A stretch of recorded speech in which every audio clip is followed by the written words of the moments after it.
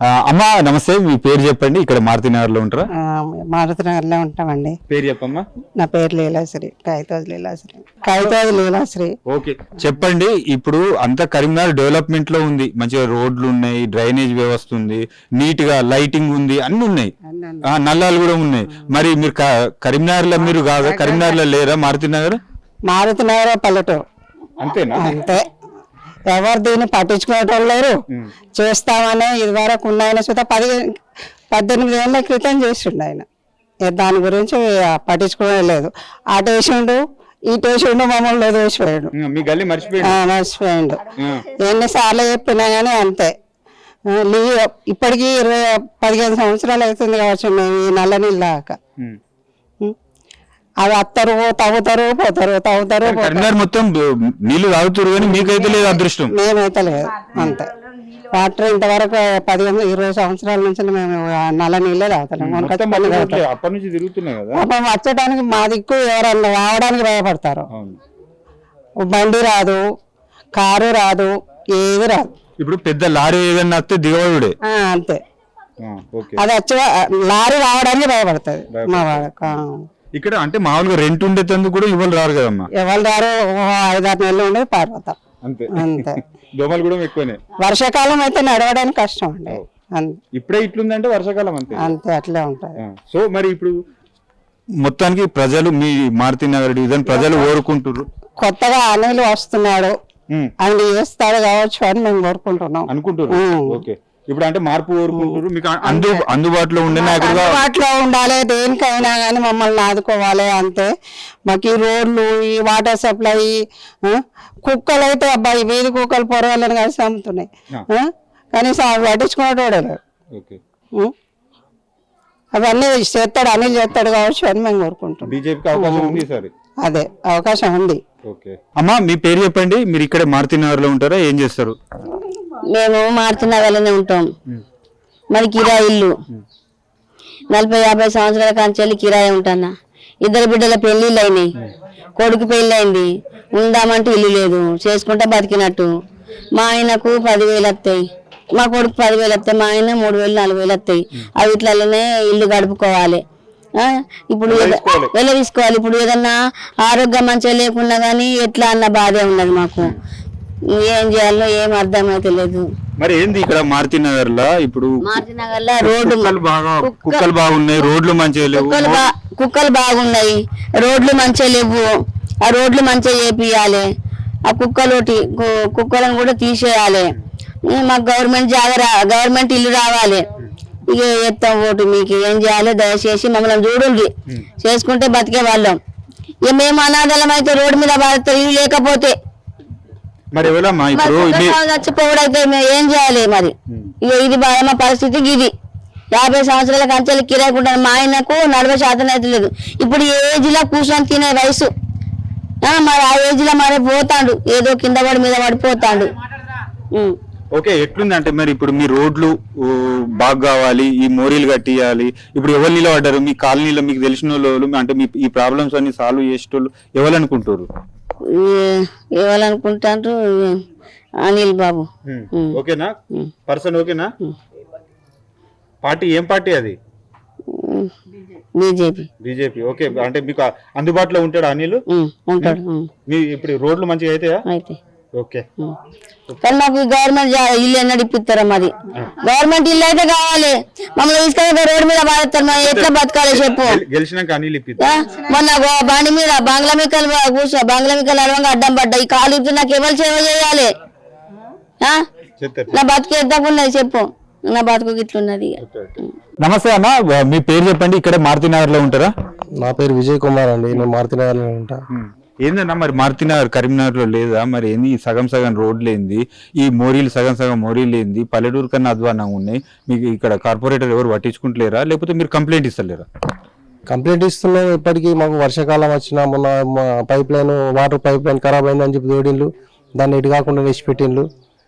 దాంతో మొత్తం అంత కచరా అయిపోయిన రోడ్లన్నీ ఇస్తున్నాం. కంప్లైంట్ ఇచ్చినాం, కలెక్టరేట్ కూడా పోయి ప్రజాదానిలో కూడా ఇచ్చేసినాం, ప్రజావాళ్ళు కూడా ఇచ్చేసినాము. కానీ రెస్పాన్స్ తక్కువనే ఉన్నది మాకు. అంత అట్లనే ఉన్నది, ఎక్కువ పట్టించుకుంటలేరు.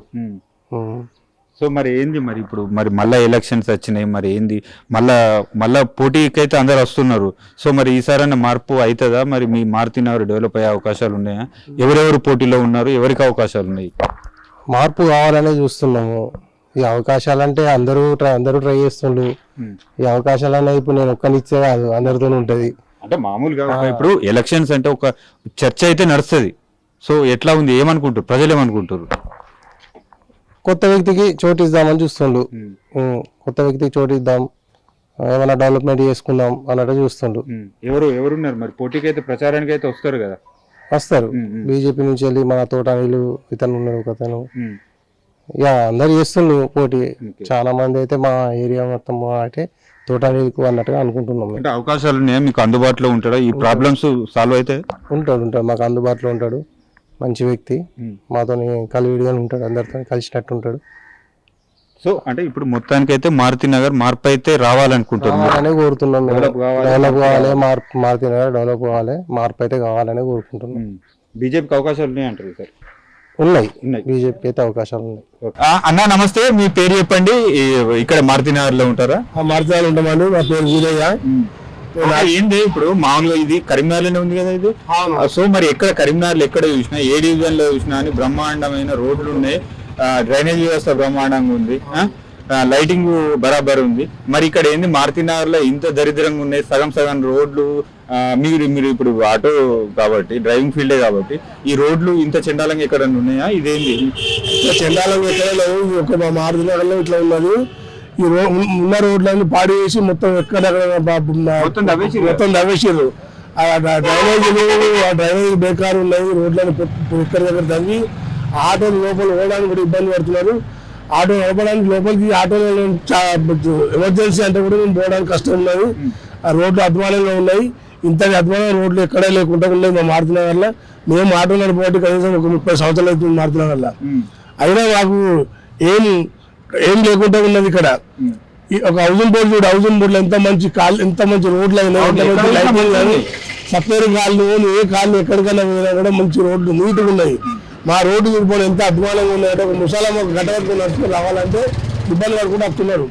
అట్లా ఉన్నాయి మాకు మారుతున్న పరిస్థితి. ఇట్లా ఉన్నాయి 36వ డివిజన్ పరిస్థితి.